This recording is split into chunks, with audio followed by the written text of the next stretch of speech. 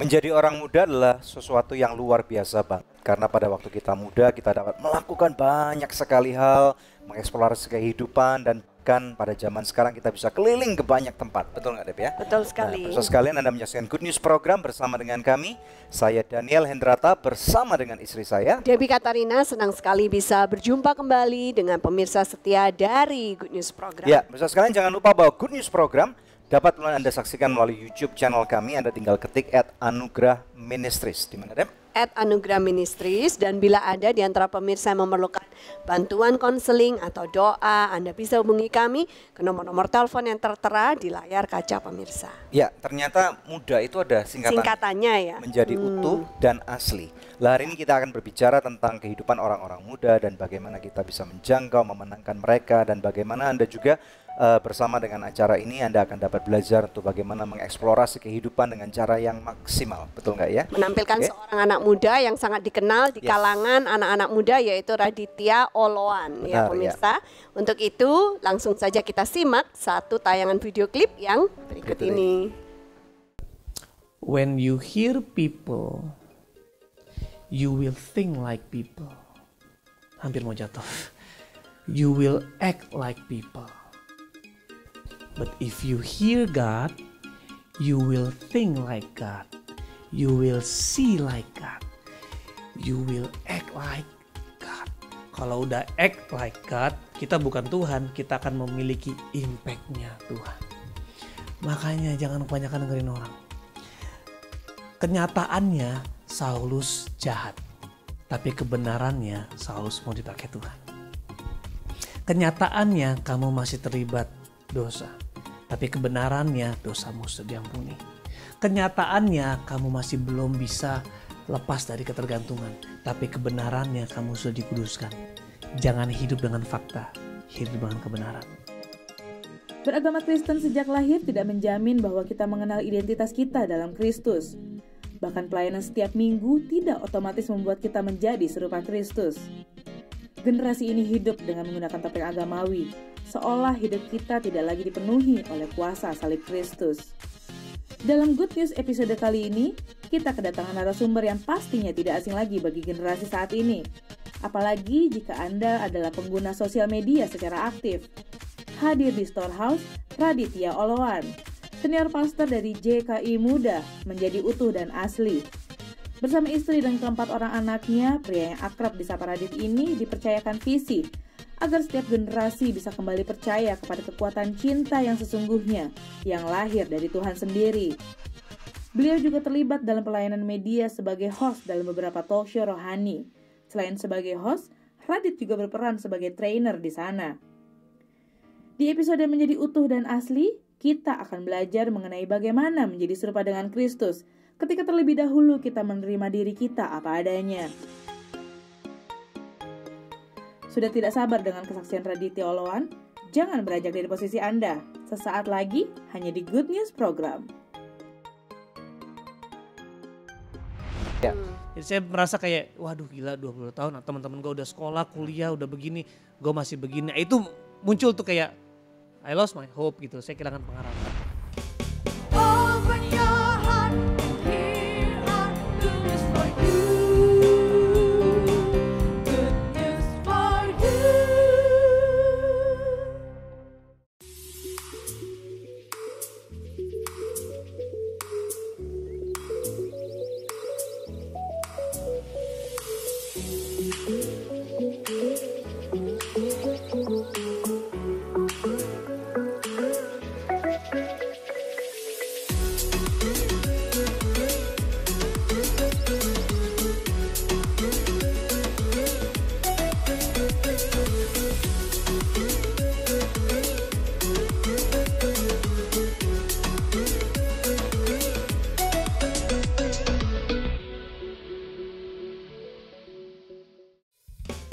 Open your heart, here are good news for you. Good news for you. Ya, pemirsa sekalian, Anda menyaksikan Good News Program dalam episode yang sangat menarik, yaitu Muda Menjadi Utuh dan Asli, menampilkan Raditya Oloan. Silakan. Ya, shalom Radit, Ya, shalom. apa Shalom, Kak. kabar? Baik, Ya. Kak. Akhirnya, Ya, akhirnya. welcome to Good News Program. Yes. Thank you banget untuk Yes. waktu kamu bisa Thank you. investasikan waktu bersama dengan kita pada hari Thank you, ini. Kak. Ya. Thank you. Mau kenalan dulu nih sama Alright. Radit ya kan, Oke. silakan siapa kamu dan keluarga juga pelayanan yang kamu pimpin. Oke, ya shalom pemirsa, nama saya Raditya Oloan. Puji Tuhan saya dikaruniai 4 orang anak dan tentunya cuma 1 seorang istri. Penting itu. Ya di usia saya 34 tahun ini Tuhan banyak percayakan berkat-berkat, salah satunya pelayanan yang sekarang kami jalani bareng-bareng dengan keluarga muda yang mungkin tadi udah disebut dengan singkatan menjadi utuh dan asli, dan ini tahun ketiga kami menjalaninya. Keren. Dan kamu baru 34 tahun tapi anak kamu udah 4 ya? Saya punya papa rohani itu anaknya 4. Dari Ya. pertama memang gak tahu ya, mungkin kuasa perkataan. Saya senang dengan rame-rame. Ya saya juga ya akhirnya kami dari pertama tuh tahun pertama selalu bilang aku punya anak 4, aku juga terjadilah anak 4. Oh gitu. Oke, Oke, karena iya, biasanya iya, kalau iya. orang udah baru punya anak 1 udah satu aja deh, nggak mau lagi, ampun gitu. Seandainya Iya, iya, hamilnya nggak susah, saya juga mau punya anak. Tapi karena saya Betul, hamilnya betul. muntah-muntah, kenapa jadi curhat? Anyway, Curcol. Pengen lagi kayaknya kayak. kenapa Radit sampai punya beban untuk menjangkau kepada anak-anak muda? Sebenarnya itu pertanyaan yang harusnya saya ajukan sama Tuhan sih, karena itu beban itu bukan lahir dari saya sih. Saya juga nggak tahu kenapa, tetapi kayaknya ketika aku berjumpa dengan Tuhan, terus hidupku yang tadinya benar-benar nggak ada harapan, aku di drop out dari mimpiku yaitu jadi dokter gigi. Aku sempat kuliah 2 tahun di drop out karena kehidupan aku yang nakal. Tapi ketika Tuhan pertemukan aku dengan kasih dan anugerahnya, tiba-tiba seperti kayak aku nggak jujur, aku nggak pernah memupuk aku punya beban. Tetapi yang aku cuman lihat gini, kayak Tuhan kamu tuh baik ya. Akhirnya aku kejar Tuhannya. Nah secara aku nggak tahu, tapi ketika aku punya kehausan buat cari Dia, malah Dia taruh itu beban di hidupku. Jadi beban itu nggak aku cari-cari. Pas aku benar-benar Tuhan kamu baik banget ya. Ternyata beban itu muncul di hati saya. Bagaimana Tuhan menyelamatkan saya dari dunia itu, Tuhan kasih beban saya juga untuk bisa jadi teman, jadi keluarga, untuk menarik mereka keluar, khususnya orang-orang yang Ya, mengalami kayak saya. bisa cerita nggak ke pemirsa sebenarnya apa sih yang kamu tadi sebut dengan kenakalan dan hal-hal yang nggak baik yang kamu lakukan itu? Oke, jadi saya dari SMP memang udah ngalamin permasalahan di sekolah, saya diskors. SMA juga saya diskors, saya di drop out dari Karena apa? karena narkoba waktu itu. Oh, Kalau SMP karena saya ajak satu geng di sekolah untuk nonton film yang nggak seharusnya mereka tonton lah ya. Akhirnya diskors, SMA saya pakai narkoba, saya di drop out. Terus saya masuk kedokteran gigi, kuliah, dan saya mulai jadi bandar di situ. Ya karena kan di kedokteran diajarnya obat-obatan ya, jadi mungkin terinspirasi gitu. Nah akhirnya ya udah mulai kehidupan malam, saya sebagai DJ, saya sebagai dancer, Ya. dan sangat dekat dengan dunia narkoba. Dan itu sampai kasus saya ditangkap polisi bersama dengan pacar saya, sekarang jadi istri saya. ya. Nah itulah kehidupan kelam saya sampai sampai satu titik saya merasa hidup saya tuh udah ya kehilangan segalanya. Di drop out di sekolah, saya merasa bahwa ya selama usia muda saya nggak kembangin potensi saya nggak kembangin godly nature di hidup saya. Yang saya kembangin justru hal-hal yang sebaliknya. Ya.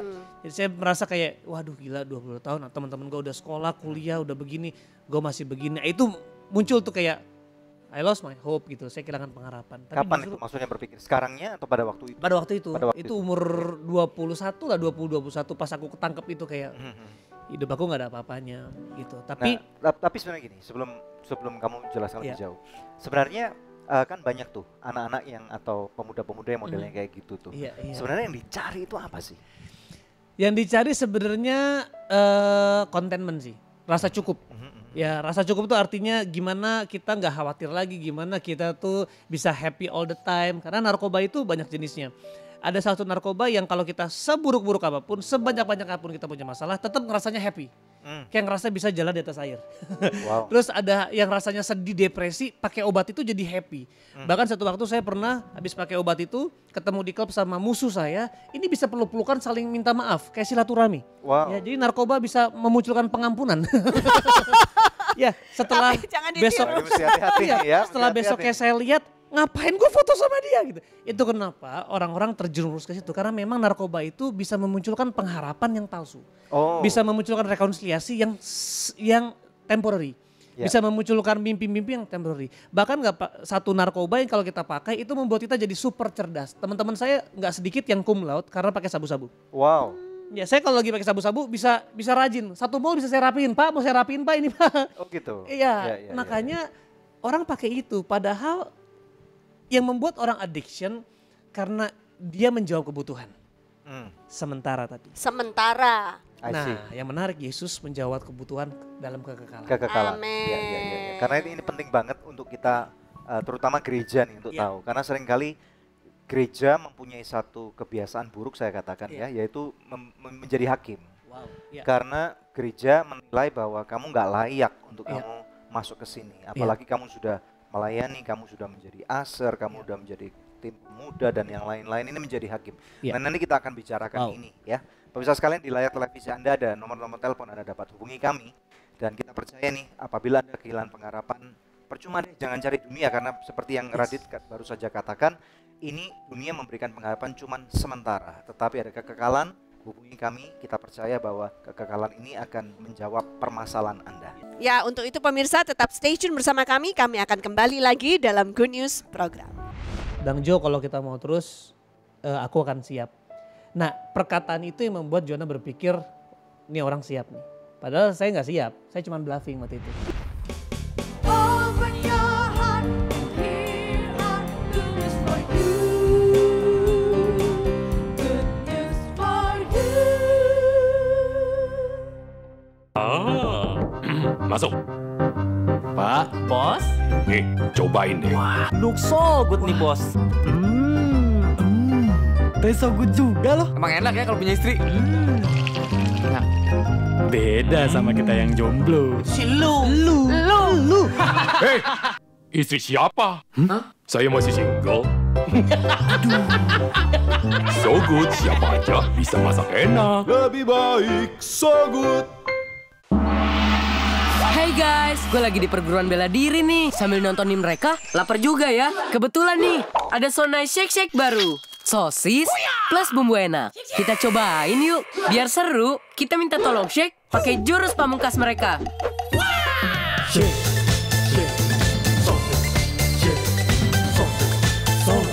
Serunya makan Sonai Shake Shake kan main rasanya. Tunjukin ide serumu, nge-shake Sonai Shake Shake.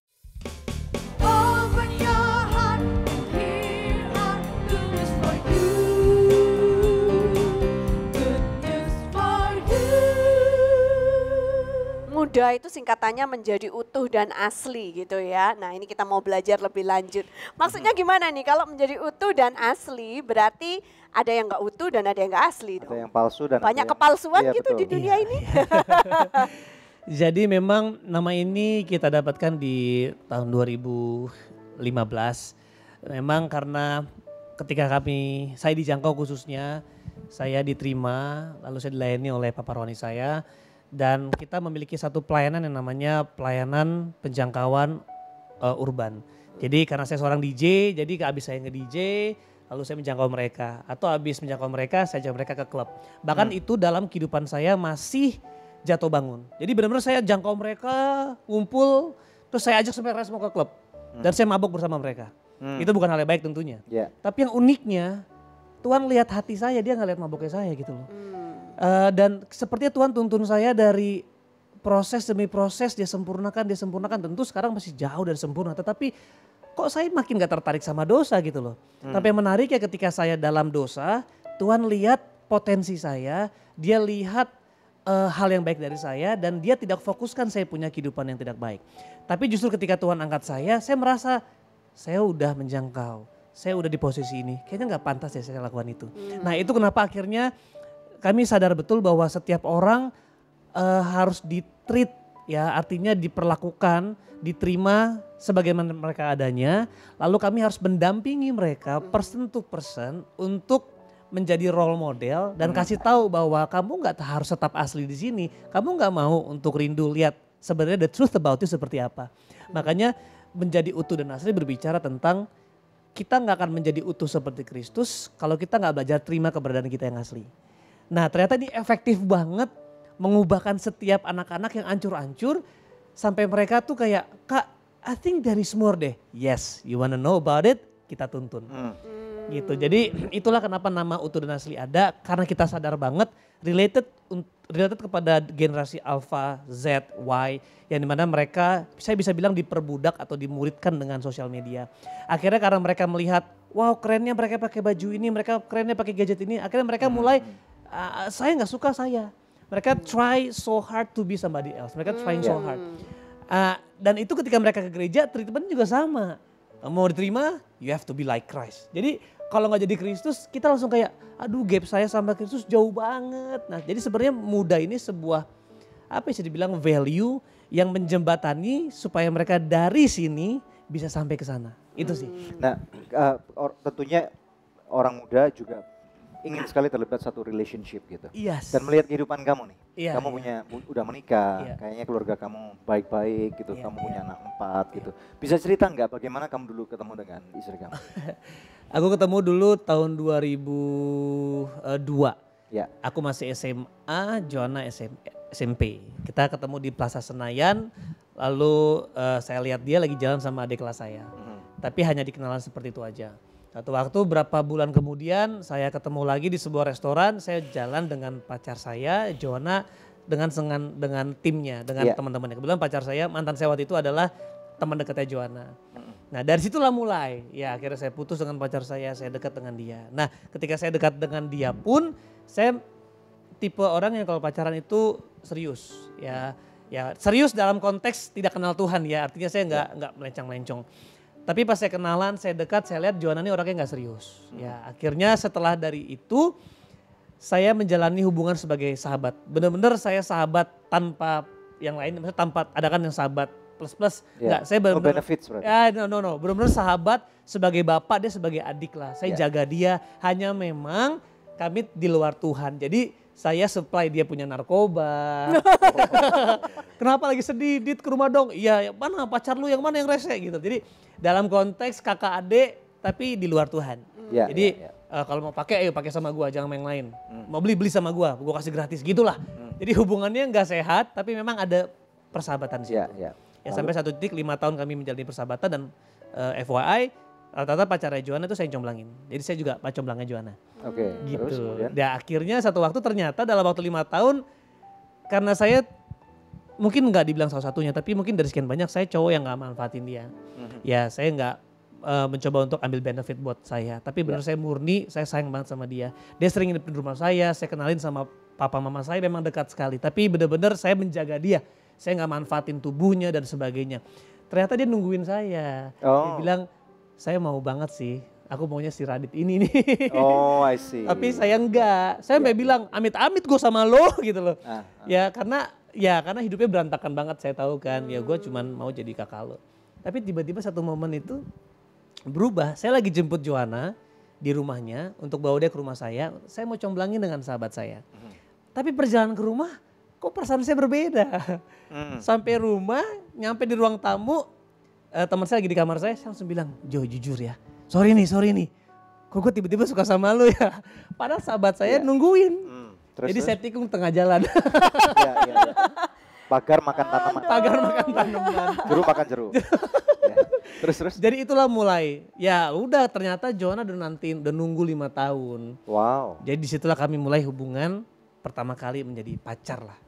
Wow, oke. Itu di 2006. Nah terus kemudian bagaimana caranya kalian bisa tahu bahwa ini orangnya yang Tuhan tentukan buat kalian? Iya, sebenarnya kalau saya ingat dulu dan saya hubungkan dengan apa yang saya lakukan sekarang sebagai konselor pernikahan. Kalau saya tanya Pak Pendeta, apakah Joanna dari Tuhan? Pasti pendeta bilang, bukannya dari setan pasti. Begitupun sebaliknya. Karena kami jelas menjalani hubungan itu di luar Tuhan. Kami jatuh bangun dalam hubungan seks. Kami pakai narkoba bareng. Benar-benar ya hubungannya gak sehat. Tetapi satu titik, satu waktu ya ada konsekuensi dari hubungan kami yang gak sehat. Yaitu Joanna hamil.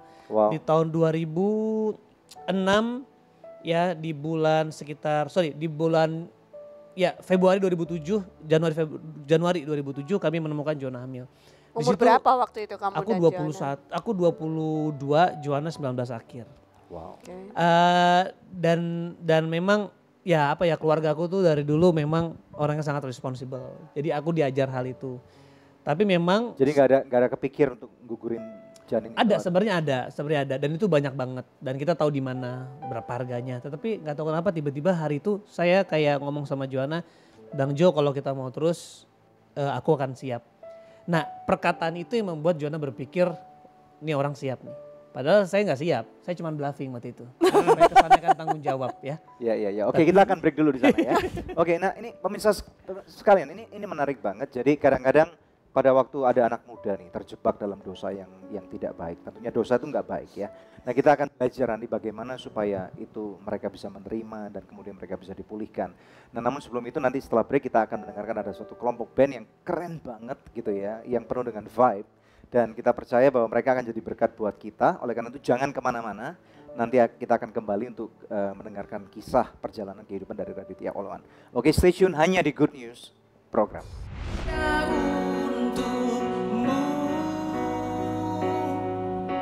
Semuanya milikmu Tuhan, Kau pemilik hidupku.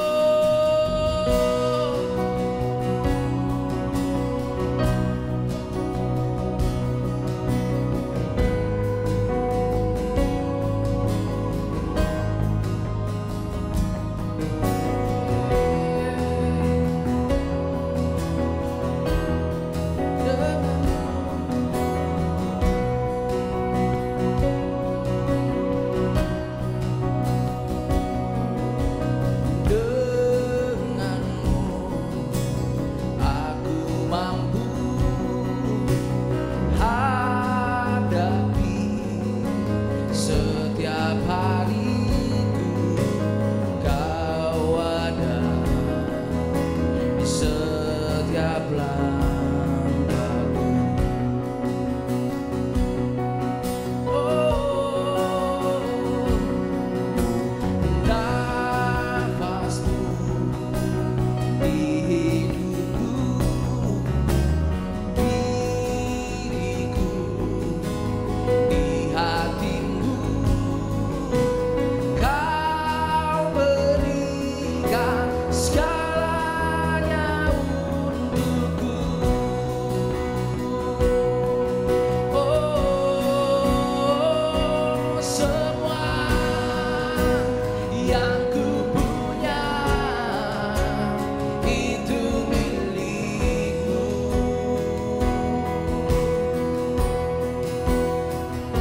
Semua yang ku bisa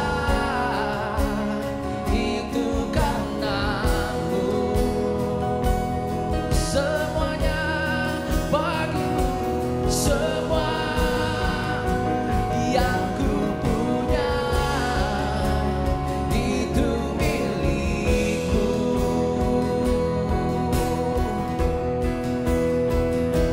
Semua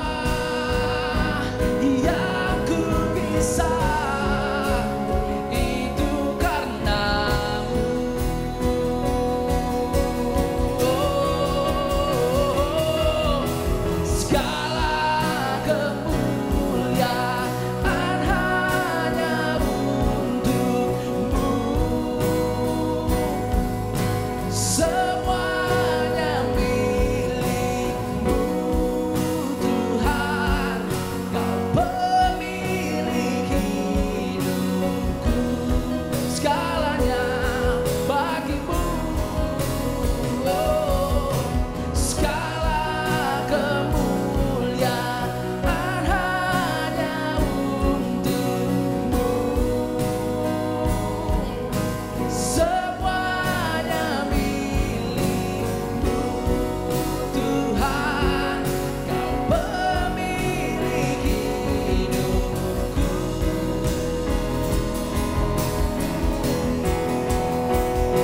Semua yang ku punya itu milikmu.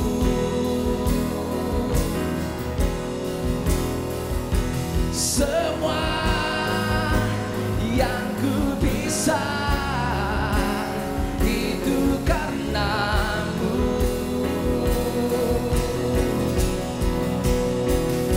Semua yang ku punya itu milikmu.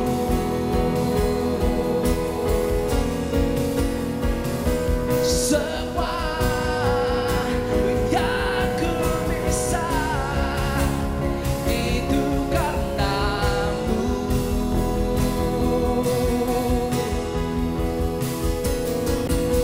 Segala kemuliaan hanya untukmu.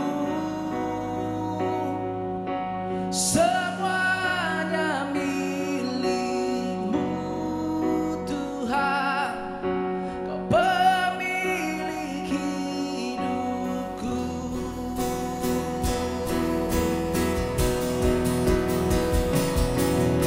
Segala kemuliaan hanya untukmu. Semuanya milikmu, Tuhan. Kau pemilik hidupku.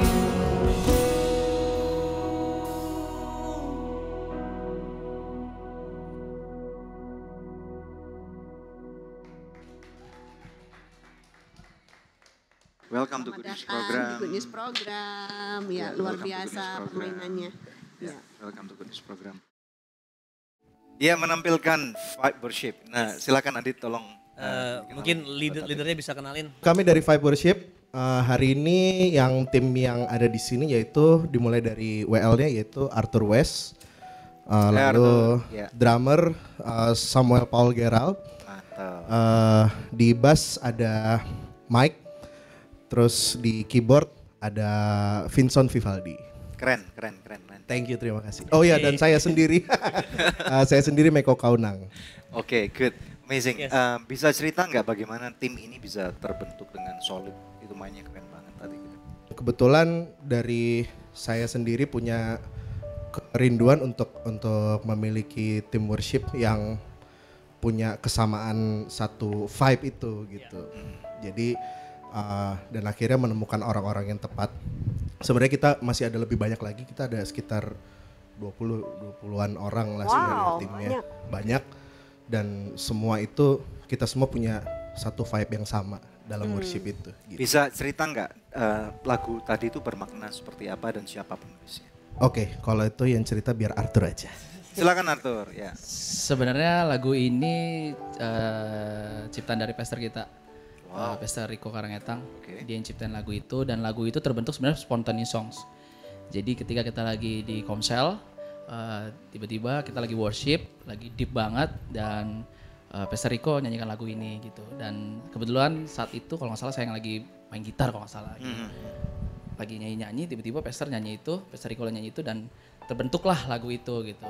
Dan lebih dari sebenarnya sih bercerita tentang bahwa pemilik hidup kita tuh sebenarnya ya Yesus pribadi gitu. Sampai orang berpikir bahwa mereka kehilangan Yesus gitu, tapi sebenarnya Yesus nggak pernah lari dari hidup mereka. Sebenarnya kita lagu itu seperti itulah kurang lebihnya gitu. Kalau teman-teman bisa lihat juga Muda itu kan punya singkatan menjadi itu dan asli, dan anak-anak vibe ini juga kita lihat orang-orang yang melayani benar-benar asli banget. Tetapi kita juga nggak bilang bahwa sekedar kita jadi asli, ya. Tetapi kita dari keaslian kita melalui penyembahan kita diubahkan seperti Kristus. Makanya agak unik teman-teman yang kami melayani. Mungkin kalau dibandingkan dengan di tempat lain, banyak orang bilang belum layak, gitu loh. Tapi seperti pastornya pun juga belum layak sebenarnya. Jadi kalau saya pun merasa bahwa saya juga dilayakkan. Kenapa saya harus tuntut tim PW menjadi tim yang sempurna? Bisa kasih contoh nggak yang disebut layak atau? Jadi sebenarnya beberapa dari kami juga ada yang masih merokok, ya beberapa juga dari kami juga kita masih punya kebiasaan yang mungkin kita masih struggle. Tetapi prinsip kami adalah selama kita mau dimuridkan, punya komitmen untuk bisa misalnya oke, kita di beberapa area kita masih ada kekurangan, tetapi pastiin kita punya goal pemulihan dengan istri, pemulihan dengan orang tua, terus ada kita hidup dalam kekudusan yang luar biasa. Jangan sampai hanya karena masalah rokok kita hilangkan progres mereka dengan udah hidup misalnya kayak mereka ini benar-benar hidup melayani dengan sepenuh hati, mereka tidak cari PK dan sebagainya. Udah 3 tahun ya. Mereka benar-benar melayani sungguh. Bahkan khususnya kayak Meko pun saya lihat mereka justru kadang-kadang ketika ada mereka ajak tim, Meko sendiri berkorban buat mereka. Nah agak selfish kalau tiba-tiba kita melihat satu kekurangannya dari antara mereka, terus kita judge bahwa kamu belum layak. Padahal kami juga kan, saya sebagai pastor juga kadang-kadang masih punya emosian sama istri dan sebagainya. Tetapi kita punya standar, ya artinya selama orang itu mau bertanggung jawab, selama orang itu mau untuk dimuridkan, yuk kita jalan bareng. Nah itu kenapa di tim kami pun kita membuka ruang kayak 10-20% untuk orang yang bahkan tidak komit sekalipun gitu. Artinya ya kita jadikan mimbar jadi medan penjangkauan juga sih. Oke. Nah Ya. goalnya dari grup band ini goalnya apa? Goalnya apa ya? Silakan. Goalnya aku mau share sedikit kali ya. Aku pelayanan udah cukup lama dari tahun 2004 di worship leaders di gereja sebelumnya sebelum gabung sama Pastor Adit. Yang aku lakukan hanya menyanyi tentang Yesus, tapi aku gak kenal Yesus. Jadi aku baru 30 tahun hidup, aku baru bisa merasakan Yesus 5 tahun belakangan ini. Aku menjadi utuh dan asli, aku menjadi apa adanya aku gitu. Dan message-nya adalah buat pesannya melayani atau tidak melayani di dalam gereja atau di gereja tetap jadi utuh dan asli, tetap jadi apa adanya kita gitu ya. Apa yang mau apa yang ingin Yesus inginkan dalam hidup kita gitu ya, jadi buah, jadi berdampak. Itu sih yang buat saya lebih esensinya ya. Karena kita kebanyakan ketika saya dulu masih pelayanan dulu, saya taruh standar saya tinggi-tinggi, tapi saya nggak berani mengakui kelemahan saya gitu kepada setiap orang. Kalau saya kayak kepalsuan gitu. Kepalsuan gitu. Tapi ketika saya dalam 5 tahun ini selama bergabung dengan Pastor Adit, saya berani mengakui kelemahan saya, tapi justru dalam kelemahan saya semakin mengenal Kristus. Saya mengenal Yesus itu pribadi penuh kasih, bukan pemarah, bukan penghukum, dan saya merasa freedom banget sebagai pengikut Kristus, bukan sebagai Kristen tapi pengikut Kristus yang sesungguhnya selama 5 tahun belakangan ini. Itu aja sih kalau message buat saya. Oke, nah pemirsa yang menyimak perbincangan kami dari tadi pasti sudah tahu singkatan dari muda ya. Ini akan menjadi pertanyaan kuis kita hari ini. Apa singkatan dari muda? Anda bisa kirimkan jawabannya melalui SMS ke nomor HP yang tertera di layar kaca atau melalui email ke quiz@anugerah.net. Dan kepada 5 orang pemenang terpilih kami akan mengirimkan masing-masing sebuah buku persembahan dari Anugerah Ministries dan rekan-rekannya. Tetap stay tune bersama kami pemirsa, kami akan kembali membawa lebih banyak good news lagi. Yesus gak punya agenda buat ngerubah, agendanya cuma mengasihi. Ya untuk menjembatani, merestorasi hubungan kita dengan Bapa. Open your heart, here are good news for you. Good news for you. Masuk. Pak, bos. Nih, cobain deh. Look so good nih bos. Taste so good juga loh. Emang enak ya kalau punya istri. Enak. Beda sama kita yang jomblo. Si lu. Hei, istri siapa? Saya masih single. So good, siapa aja bisa masak enak. Lebih baik so good. Hey guys, gue lagi di perguruan bela diri nih. Sambil nontonin mereka, lapar juga ya. Kebetulan nih, ada Sonai Shake Shake baru. Sosis plus bumbu enak. Kita cobain yuk. Biar seru, kita minta tolong shake pakai jurus pamungkas mereka.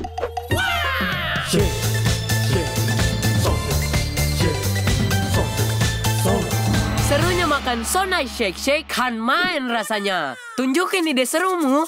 Nge-shake Sonai Shake Shake. Open your heart, here are good news for you. Good news for you. Muda dalam Good News program langsung kembali kepada Raditya Oloan. Nah, jadi tadi ceritanya bagaimana ya waktu kamu mau bertanggung jawab karena sudah terlanjur menghamili Joanna. Iya, jadi pada hari itu ketika saya sebenarnya bluffing, tapi saya percaya itu juga mungkin Tuhan taruh di hati saya, itu menguatkan Joanna untuk kita terus. Dan ketika terus step 1 adalah saya harus kasih tahu ke orang tua. Nah sebenarnya inilah titik pertama saya berjumpa dengan Tuhan. Ya ketika saya jujur lihat ke belakang, saya dari 3 bersaudara, saya anak tengah tuh yang selalu gagal. Ya selalu bikin kasus, anak papa yang lain di atas sama di bawah itu baik-baik banget. Bener-bener gak pernah bikin kasus. Bilang kayaknya setiap keluarga ada satu deh yang kayak gitu. Ada satu Yudas ya. Disitulah saya dan saya sangat menikmatinya. Saya kasar, saya juga ya benar-benar gak menghormati orang tua. Jadi ketika saya datang sama papa, apalagi papa orang Batak, dia juga pernah menjadi orang penting di AKBP dalam acara besar. Jadi itu pride sekali mungkin buat papa saya. Saya kira seperti itu. Dan saya nggak bisa melangkahi kakak saya, itu sebuah hal yang sangat aib lah ya.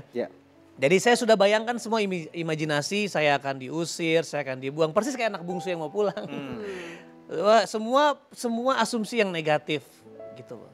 Tapi ketika saya datang sama papa, pas saya bilang saya kasih fotonya, papa saya cuma nangis yang pertama. Dia cuma teteskan air mata, dia bilang, "Dit, papa nggak bisa ngomong. Besok kita ketemu lagi ya." Ya udah, akhirnya besok kita ketemu lagi di restoran bersama dengan Joanna.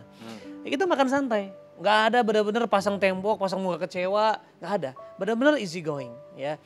Selesai makan, terjadilah percakapan ini. Nah memang kalau saya rangkum ada satu kalimat yang papa bilang, dia bilang pokoknya Dit, pokoknya kalaupun besok kamu bikin dosa lagi, I will die for you. Ya, papa akan mati buat kamu. Nah jujur itu that's good news. Ya it's too good to be true. Ya grace always too good to be true. But that is the truth about his love. Akhirnya itu kayak ngancurin tembok-tembok keakuan saya, tembok-tembok yang mengatakan Tuhan jahat, yang mengatakan aku ini gak layak dikasih. Itu semua ketakutan-ketakutan masa depan itu kayak runtuh. Tapi hari itu benar-benar rasanya similar sama kayak pakai narkoba. Rasanya kayak halusinasi, saya seperti ada, kalau saya dulu bilang namanya halusinasi efek narkoba. Tapi hari itu saya gak pakai narkoba, jadi saya ada sesuatu yang ada kayak liquid yang masuk, terus saya ngerasain kayak bingung. What is this? Waktu papa ngomong sama saya, hari itu saya langsung bilang, enggak apa, kita mau terus. Ya, thank you buat supportnya. Dan saya pulang ke rumah dalam perjalanan tuh kayak, mungkin kurang lebih kayak ketika Saulus ketemu Tuhan terus dia jadi buta. Kayak dia gak ngerti ini apa. Saya sampai rumah, saya bengong dan saya tidur, itu cuma tidur 5 menit. Itu saya benar-benar berjumpa dengan Tuhan. Saya tidur, terus saya kayak dibangunin kayak something alive in me, itu dia. Kayak something alive in me. The spirit yang tadinya mungkin diam, terpenjara karena kepalsuan, dosa dan sebagainya, itu kayak keluar. Karena ada kasih Bapa yang menyelamatkan itu. Ya, terus saya langsung bangun dan tiba-tiba 2 kalimat yang saya ucapkan adalah, yang pertama saya mengucapkan Tuhan saya minta ampun. Yang kedua Tuhan aku mau serahin hidupku sama Tuhan. Karena esensinya adalah itu kan? Iya. Tapi bingung tuh dari mana kata-kata. Saya bukan pembaca firman. Saya bukan orang yang siapa yang mau terima Tuhan ucapkan ini. Saya gak pernah. Betul. Seperti kayak ada sesuatu yang cuma dibukakan terus itu keluar. Dan Jadi, saya dipimpin oleh itu. Berarti peran papa sangat penting nih ya di dalam Krusial. menuntun kamu kembali ke jalan Tuhan. Ya, Nah he ini open kalau, the gate lah. ya kalau mau dikaitkan sama kebutuhan anak muda zaman sekarang ini kan, nggak bisa dipungkirin salah satunya adalah kehilangan figur Bapa. Nah itu bagaimana menurut Radit supaya bisa mengisi kekosongan yang itu yang dibutuhkan oleh anak-anak muda? Betul sih, memang selalu ada 2 peran. Kadang-kadang gereja sudah memiliki peranan sebagai bapak, tapi anaknya nggak mau datang. Ya, anaknya yang terus jadi anak bungsu selalu fokusnya selalu mimi dan mi. Tapi satu sisi anak muda yang datang dengan apa adanya malah dituntun. Padahal yang saya lihat anak muda tuh nggak bisa, apalagi zaman sekarang dia nggak bisa dituntun. Harus dituntun. Gak bisa dituntut, iya, tapi harus dituntun. Nah penuntunan itu yang kadang-kadang harus melepaskan setiap agenda. Kita pun sebagai gembala sadar kayak kita pengennya anak berubah. Tapi sebagai, saya kalau lihat Yesus gak punya agenda buat berubah. Agenda dia cuman mengasihi. Ya untuk menjembatani, merestorasi hubungan kita dengan Bapa. Kalau memang agenda Yesus adalah untuk mengubah, Yesus adalah pribadi yang paling gagal. Karena ketika dia disalib pun murid-murid meninggalkan dia. Tapi dia karena gak punya agenda, ketika dia mati, dia bangkit, dia samperin lagi murid-muridnya. Just to restore Peter denial kan. Dia merestorasi penyangkalan Petrus. Dan saya rasa benar-benar deh bahwa kita harus membapai anak-anak muda, khususnya anak-anak yang muda zaman sekarang itu sangat sulit. Sangat pinter, sangat tahu segalanya karena sosial media. Jadi kalau kita kasih tahu segalanya, dia mungkin lebih tahu. Dia sudah tahu. Kalau kita juga kasih instrumen, dia bisa cari yang lebih baik. Karena dia bisa swipe, bosan. Ada gereja yang lebih menarik, bosan. Pokoknya lebih lucu, bosan. Cuman satu yang mereka butuhkan dan mereka gak akan pergi, family. Mau gereja bosan gak ada lampu, mau gereja penyembahannya begitu-begitu. Tapi kalau ada family, they stay. Wow. Karena keluarga yang gak bisa digantikan dengan teknologi apapun. Ya. Nah ini kembali kepada relationship kamu tadi. Ya. Nah ini supaya nggak ada kesan di luar sana bahwa oh kalau gitu saya mau jadi seperti Radit yang dulu deh. Hancur dulu gitu ya. Karena apa? Ada satu bahaya saya lihat nih. Karena ada orang-orang yang baik-baik nih, tetapi kayaknya mereka nggak dilirik. Sedangkan orang-orang yang hancur dan mereka dipulihkan oleh Tuhan, mereka tiba-tiba jadi terkenal. Lebih dapat sorotan mereka gitu. dapat spotlight dan mereka dapat recognition, dapat panggung, dapat ini, dapat itu. Jadi ada yang merasa percuma gue baik-baik dong, gak dapat sorot-sorotan terus maksudnya gitu. itu hidup saya kayaknya stabil terus gitu. Sehingga akhirnya mereka berkata apakah saya harus berbuat dosa dulu untuk saya bisa dilirik oleh orang tua saya, oleh gembala saya atau oleh whatever it is gitu. Nah menurut kamu bagaimana cara pandang yang seperti ini? Iya, itu sebenarnya cara pandang yang salah. Ya, aku selalu di akhir kesaksianku aku selalu bilang, aku nih kayak keledai yang Tuhan izinkan bicara. Tuhan bisa pakai apapun. Nah, kenapa Tuhan pakai ya Saulus yang begitu jahat untuk buktiin sama orang yang setengah-setengah jahat bahwa yang jahat aja gue mau pakai, apalagi lu gitu loh. Yes. Nah, cuman kebanyakan di tengah-tengah ini kan ke Tuhan iya, setengah-setengah iya. Nah menurut aku orang yang benar-benar dikasih spotlight sama Tuhan ada 2 ya. Yang hancur banget atau yang gak hancur tapi sungguh-sungguh sama Tuhan. Aku pernah punya banyak banget cerita ya. Dimana orang yang kayak contohnya kayak siapa tuh yang dia bikin Faye siapa? Faye. Iya itu gak hancur, itu 14 tahun. Tapi dia punya purpose just to live with God. Jadi dia cuman buat Tuhan, dia bikin rumah singgah untuk anak-anak yang human trafficking, diculik, istilahnya dia beli kembali. Jadi sebenarnya mereka yang mengatakan harus hancur dulu, itu nggak tepat. Itu cara pandang yang salah. Cara pandang yang Ini satu, salah. Cara pandang yang salah. Ya. Kita nggak harus hancur dulu buat ketemu Tuhan. Ya, tetapi semua orang itu telah jatuh dalam dosa dan telah kehilangan kemuliaan Itu Tuhan. pasti. Pasti. Ya. Hanya yang kayak saya ini hanya mau dimanifestasikan aja. Tapi semua orang broken kok. Gitu. Tetapi kan karena saya dimanifestasikan dan saya benar-benar kejar yang sebaliknya dan ternyata saya mentok. Nah, kenapa yang mentok ini dipakai Tuhan? Supaya yang mentok ini pas lagi jalan balik, ada orang-orang yang masih jalan ke sana bilang, ngapain sono mentok, balik. Betul, that's nice. Kita akan take a break dulu. Ini menarik banget, pemirsa sekalian.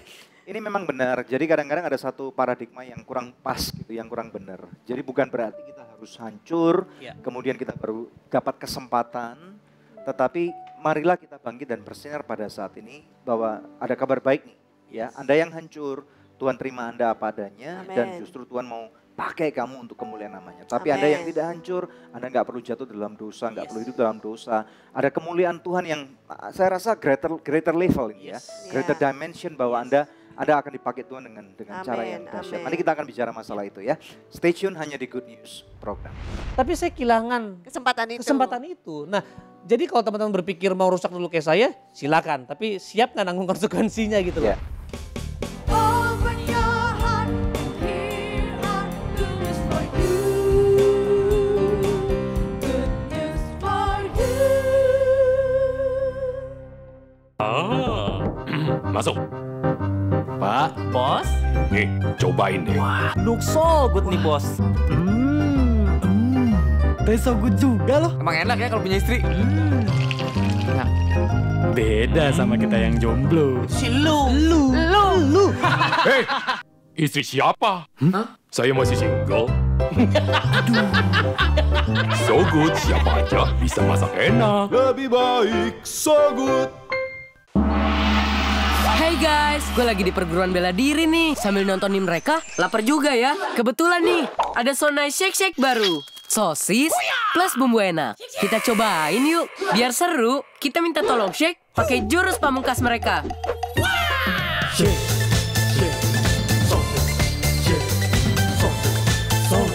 Serunya makan Sonai Shake Shake kan main rasanya. Tunjukin ide serumu, nge-shake Sonai Shake Shake. Open your heart, here are good news for you. Good news for you. Menjadi utuh dan asli adalah episode daripada Good News program pada hari ini. Kita kembali kepada narasumber Aditya Oloan. Nah ini kita kembali kepada diskusi kita tadi ya.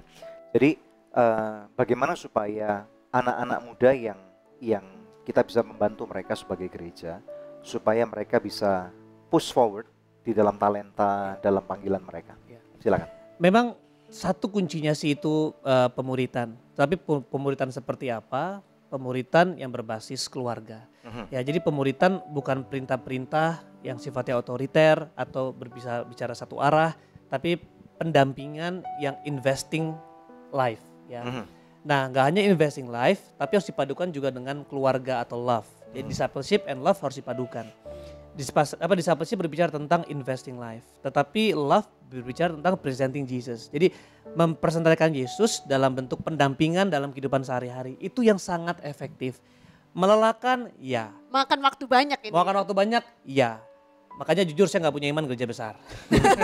Ya, karena dampingin satu-satu. Ini harus satu-satu loh. Makanya saya harus memuridkan orang-orang yang cuma sedikit ini, lalu mereka saya berikan empowerment untuk memuridkan juga. Iya. Karena memang itu kuncinya. Makanya Yesus juga melakukan hal yang sama kan, pergi jadikan semua bangsa muridku. Dan memang anak-anak muda ini butuh space untuk melakukan kesalahan, tapi space juga untuk dipercayai dan dibangkitkan. Memang dari 12 bukan nggak mungkin. Kemungkinan besar nggak semua jadi. Tapi yang penting kita melakukannya. Sudah melakukan bagian kita. Sudah melakukan bagian kita dan secara fakta yang jadi jauh lebih banyak ketika kita lakukan itu. Yeah. Tapi memang capek, tiring. Nah mereka punya space untuk melakukan kesalahan. Nah kenapa ini penting? Karena they are professional mistakers. Ya apalagi anak-anak yang sosial media ini. Benar-benar world class mistakers. Tapi saya bisa bilang bahwa mistake gak akan menghilangkan mereka, kesalahan gak akan membuat mereka terhilang, tetapi keengganan untuk mendampingi pasti membuat mereka terhilang. Jadi ini salah satu kunci supaya gereja tidak kehilangan generasi. Betul. Harus mau terlibat dalam kehidupan mereka, menjadi keluarga, memberikan Ya. kasih, pendampingan gitu ya. Karena seringkali gini, kalau kita fokus sama jangan salah, nanti ketika kita sudah bangun mereka, tiba-tiba mereka melakukan kesalahan, kita langsung ternyata ini gagal.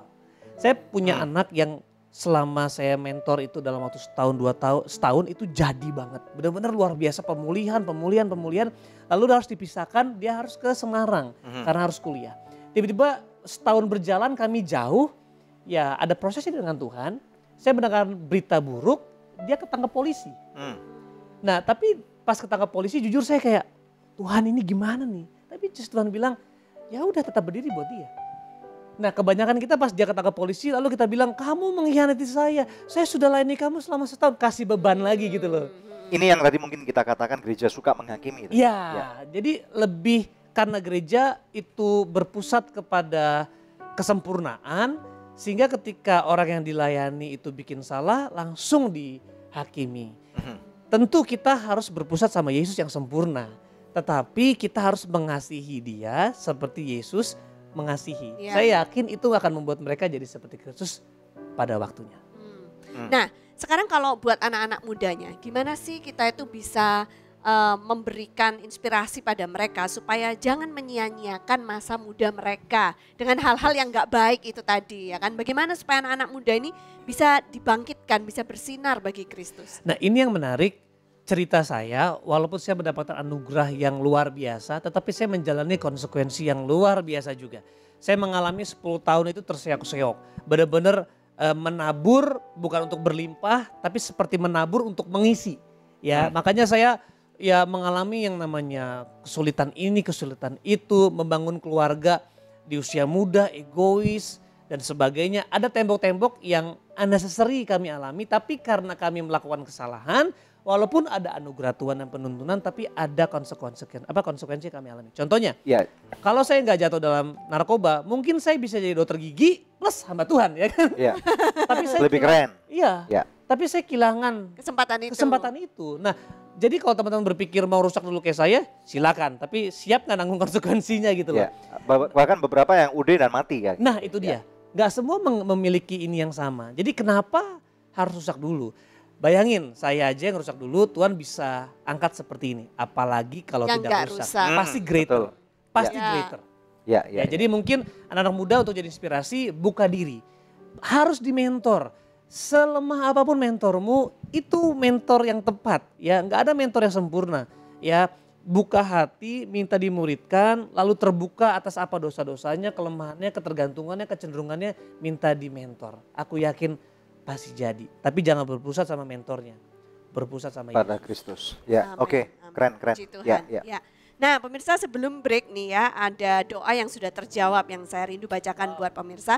Dari seorang pelajar di Makassar, beberapa saat yang lalu minta bantuan doa. Setelah kami doakan, dia mengirim kembali pesan dan berkata, dia sebutkan namanya, NW, mengucapkan terima kasih dan sangat bersyukur kepada Tuhan Yesus karena setelah belajar dan berdoa, akhirnya saya sudah lulus tes masuk perguruan tinggi di Universitas Hasanuddin Makassar dengan hasil yang baik. Tuhan dahsyat.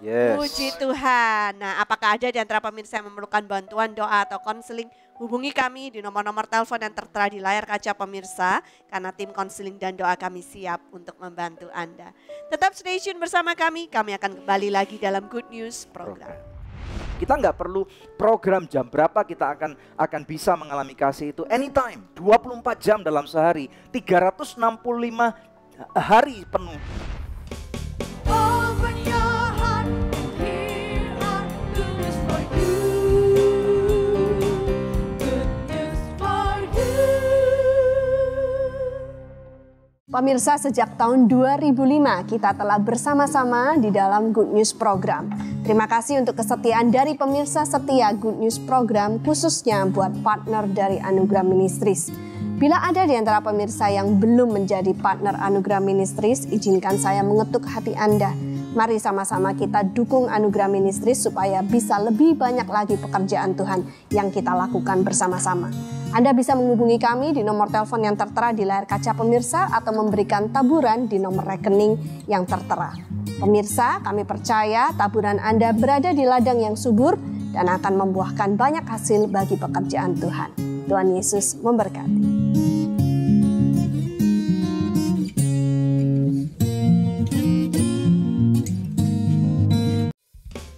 Open your heart, here are good news for you. Good news for you. Ya, pemirsa, kita tiba di segmen terakhir dari Good News program hari ini, muda menjadi utuh dan asli. Kembali kepada Raditya. Nah, Radit, bisakah memberikan kata-kata dorongan buat pemirsa di rumah, khususnya anak-anak muda?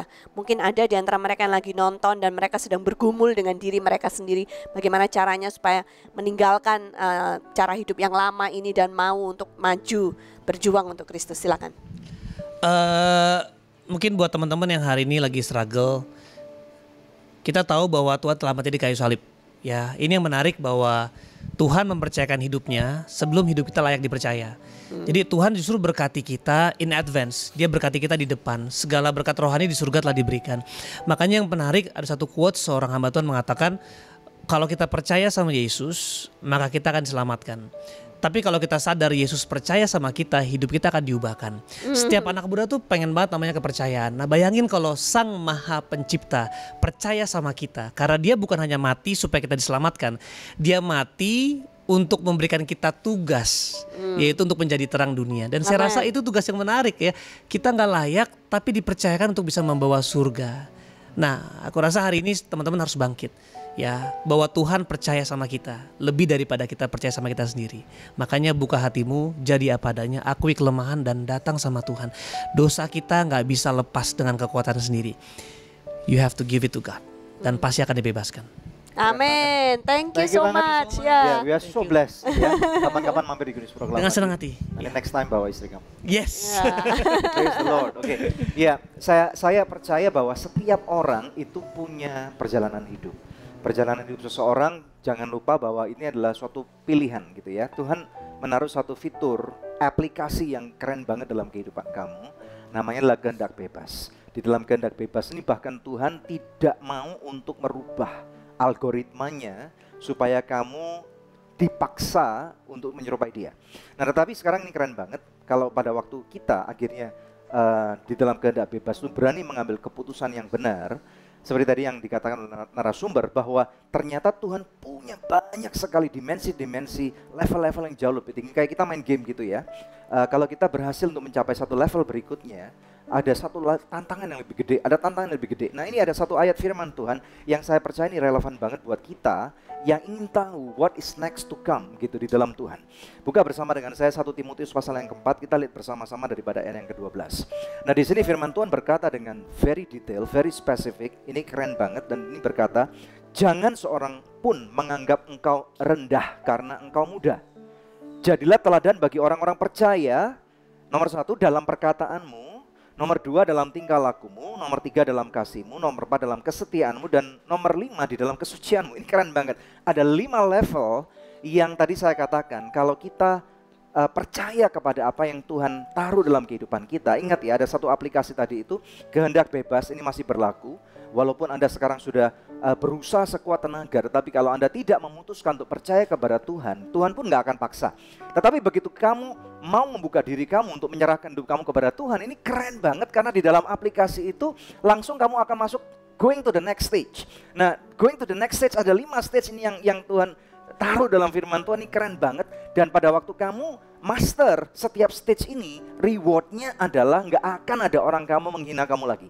Nggak akan ada orang lain yang akan bisa merendahkan kamu. Regardless mobil apapun yang kamu naikin, apakah kamu naik bus ataupun kamu jalan kaki, it's not about that anymore. Karena di sini dikatakan level yang pertama, kesulitan daripada orang-orang muda itu adalah nggak bisa dipercaya dalam perkataan. Nah, ini tantangan. Ada banyak referensi daripada firman Tuhan yang dapat kita ambil dan kita belajar dari mentor-mentor kita, dari gereja kita, bagaimana supaya perkataan kita dapat belajar untuk dipercaya. Nomor 2, di dalam tingkah laku, karena ada banyak orang-orang muda yang selalu nggak mau bertanggung jawab. Melakukan sesuatu, ada peribahasa bahasa Indonesia, kamu lempar batu, kamu sembunyi tangan. Nah makanya tadi dikatakan oleh narasumber bagaimana caranya supaya kita berani terbuka. Pada waktu kita berani terbuka bukan untuk memalukan diri kita, tetapi kita tahu sekarang kita punya satu namanya freedom, kebebasan. Kebebasan bukan untuk kamu supaya dibully oleh orang karena kamu jujur, tetapi kebebasan pada waktu kamu berani terbuka atas bukan cuman pencapaian yang kamu punya, tetapi atas kebodohan-kebodohan yang pernah terjadi dalam kehidupanmu. Pilihan-pilihan salah yang pernah kamu lakukan, pada waktu kamu berani terbuka di dalam satu konteks community yang tepat, kamu tahu nggak, itu akan menjadi sesuatu yang menarik.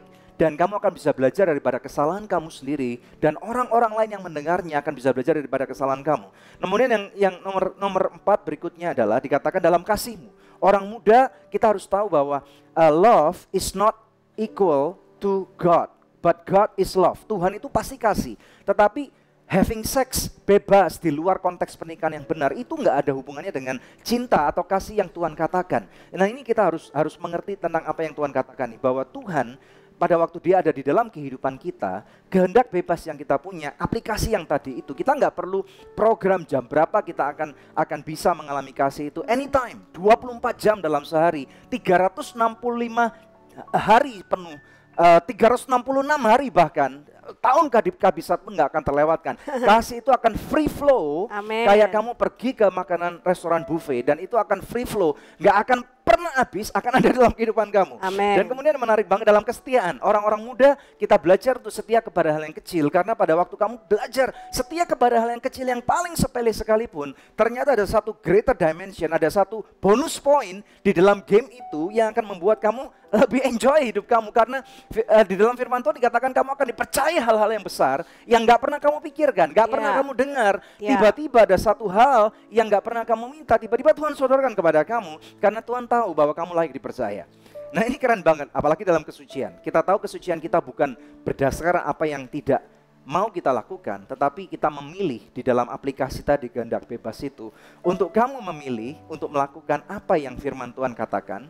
Dan many times ini against your will, many times ini melanggar kesukaan kamu, tetapi kamu tahu bahwa ternyata hal itu permen kita nggak suka lagi, karena itu permen makanan anak kecil, gitu ya. Pada waktu kamu tahu apa itu hidup sehat, ternyata minuman soda itu nggak menarik lagi buat kamu, karena ini ada satu enjoyment yang berbeda. Nah saya berdoa biarlah kalian menyaksikan episode ini, kita akan belajar sesuatu yang luar biasa, karena kasih karunia Tuhan ini sangat besar sekali, dan kasih Tuhan kepada kita, kepada saya, kepada kamu, kepada Anda yang nonton acara ini, saya percaya ini nggak kebetulan. Tuhan nggak cuman kebetulan mati, dia nggak cuman kebetulan ada di sana, tetapi ini is all by grand design. Ada satu desain yang sangat keren banget. Kalau manusia aja bisa buat aplikasi untuk kita pakai di handphone, nanti bisa very useful, apalagi rencana Tuhan. Ini nggak kebetulan. Percaya sama saya, percaya sama apa yang firman Tuhan katakan. Dan firman Tuhan berkata bahwa dia datang untuk ke bumi ini, untuk memberikan kamu hidup, dan hidup yang penuh dengan kelimpahan. Amin. Anda tertantang mau main game ini bersama dengan kita? Mari kita main game ini. Ada 5 level yang kita harus mainkan, dan kita percaya pada waktu kita masuk kepada level ini, kita mau berdoa bersama-sama, dan biarlah Roh Kudus akan menyanggupkan kita. Mari kita berdoa. Haleluya. Bapa, dalam nama Yesus berdoa untuk orang-orang yang menyaksikan episode ini, khususnya mereka yang percaya bahwa mereka struggle dengan kehendak bebas mereka. Kami berdoa biarlah dalam kehidupan mereka akan melihat ada satu rencana yang besar dalam kehidupan ini Tuhan. Bapak, kami berdoa di dalam nama Yesus, Engkau lawat anak-anak muda atau siapapun pemirsa, bahkan orang tua sekalipun. Kami tahu Tuhan dalam kehidupan kamusmu tidak ada kata terlambat. Oleh karena itu aku mengucapkan berkat di dalam nama Yesus. Biarlah kami Tuhan akan bertanggung jawab atas kehidupan kami seperti apa yang Kau telah tanamkan Tuhan.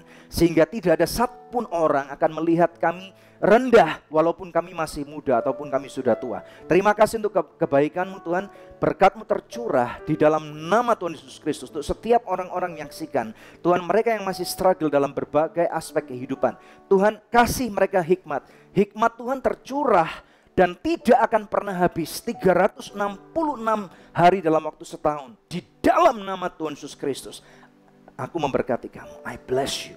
terima sekarang di dalam nama Tuhan Yesus Kristus. Yang percaya dan sudah diberkati Tuhan, katakan amin. Haleluya. Ya, puji Tuhan pemirsa, satu tayangan luar biasa telah kita lewati bersama.